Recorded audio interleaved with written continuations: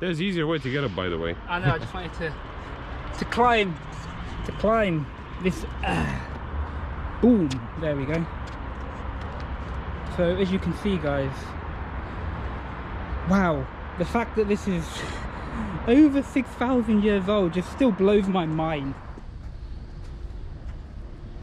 So I'm Jamal, and today, guys, we're joined by a special guest, one of my mates, Marin. Do you want to introduce yourself? Zdrasti, ja sam Marin.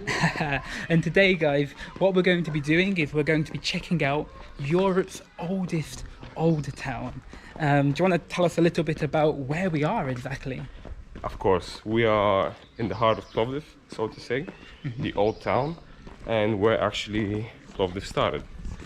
Originally, we're going to Nebet Tepe.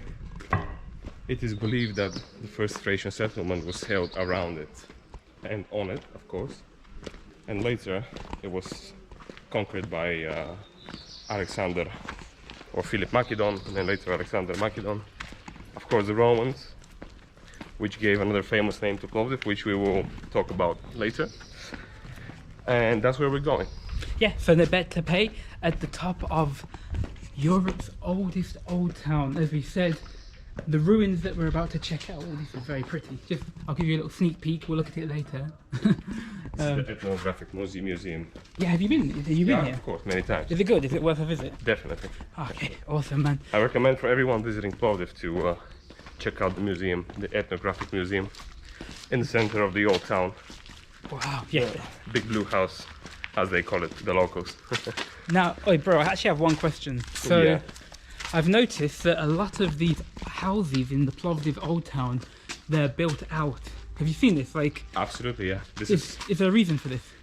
To be honest, I'm not completely sure, but there is definitely a reason. This is old traditional architectural style.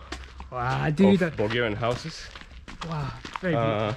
It's actually also present in other areas of the Balkans. But unfortunately, I won't be able to give an exact reason. I can give you a reason. I was just testing you, brother. So the reason, guys, let me just show them. These houses all over Plovdiv's old town are like this. You can even see here as well. Let's go down here.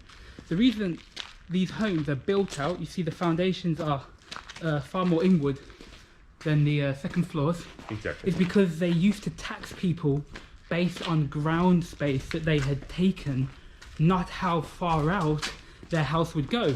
So you could safely build your second floor out, get extra house space or room, and yeah, you wouldn't get taxed on it.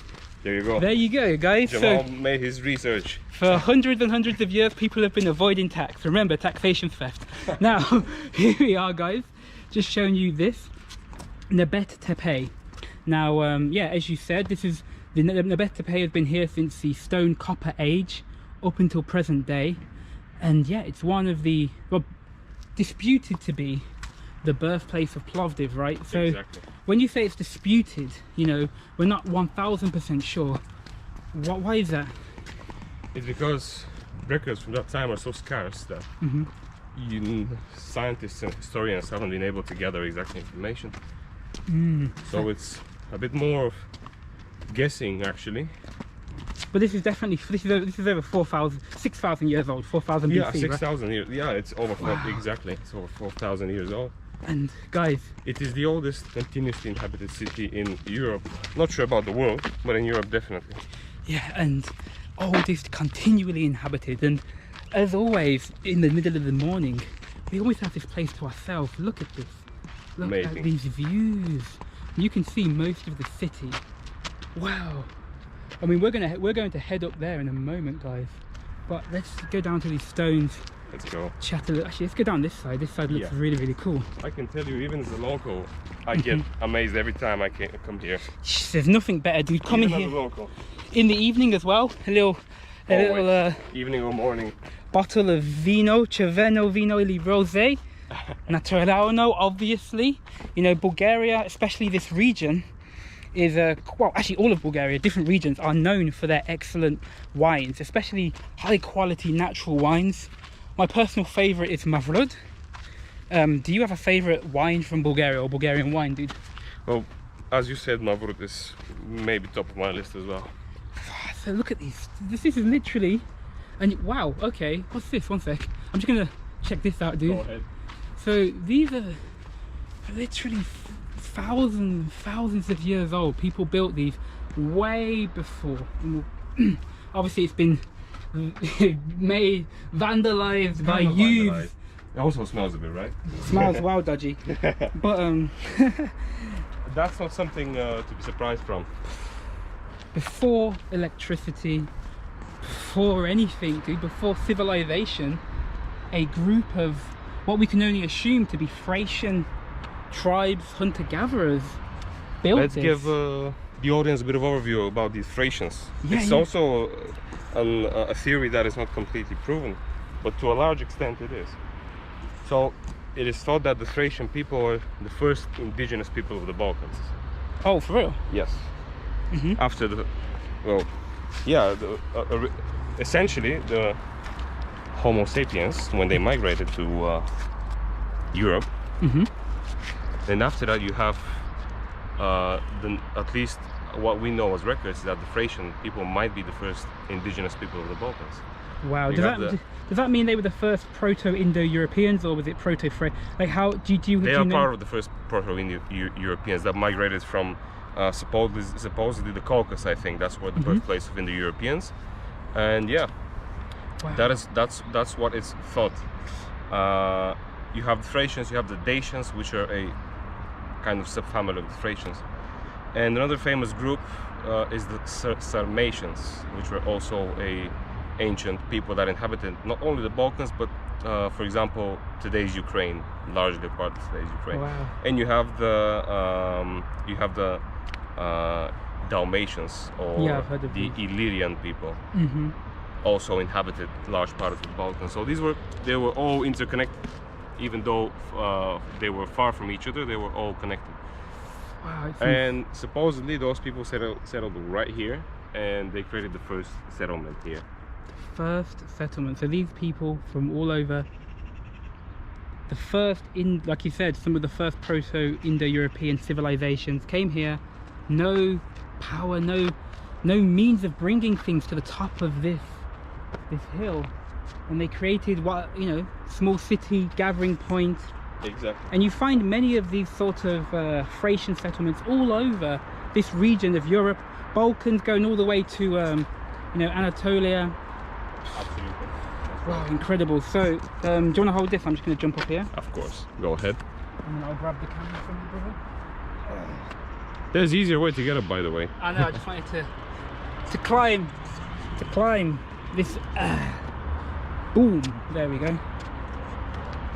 So as you can see, guys, wow, the fact that this is over 6,000 years old just still blows my mind. When you cast your mind back to think of the lives these people had, the experiences they had, none of this was here. It was probably just an empty green, wild animals roaming, dinner roaming. Exactly. You had is that the Maritsa? That is the Maritsa. That is Maritsa. That is Yeah. the river Maritsa, which crosses Plovdiv and many other cities in Bulgaria. It's a river that you cannot swim in, or it's difficult to swim in. So it's one of those swampy rivers, right? Yeah. It's like the Danube, so to say. It's not recommended to swim in. Wow. And look, guys, if you remember my video from the other day, there's Alosha. If you haven't watched that video, go check it out. But yeah, Alosha, a very controversial Soviet monument, right? Absolutely, that's right.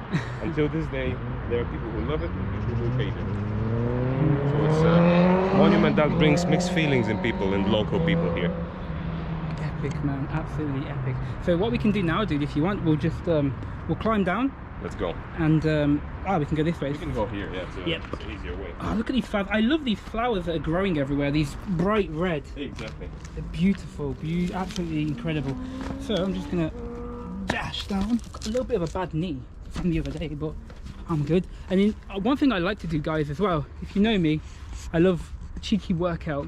I love coming to these hills, these tepes, and working out. It's just amazing to be standing in such rich historical sites, and then to pay homage and to get some, as we call, get some money to have a hard workout. Exactly. You know, in the sun. Look at this. I'll show you the sun. That big ball of fire above us, guys. Now you can see the wall on your left. This one. It's a classic example of Roman walls. You have the Roman brick and the Roman, which is based on Roman concrete, the whole wall. And Roman concrete is one of the best ever built materials. Wow. Very long lasting, as we can all see. Wow, dude, this is sick.